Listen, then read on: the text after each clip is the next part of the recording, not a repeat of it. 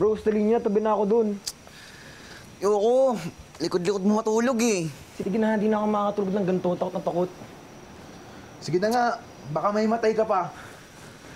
Oo nga. Basta bukas ha, libre mo yung balsa sa beach. Okay, yun lang pala eh. Huwag kang malikot matulog. Salamat mga bros.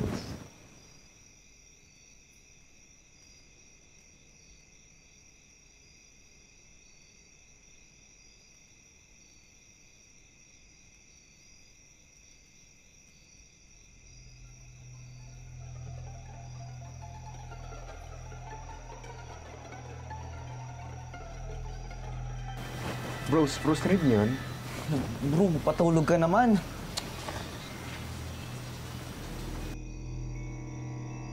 Hindi nga, ano yun?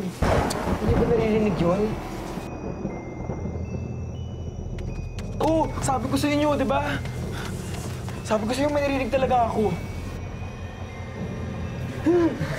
Ano yan?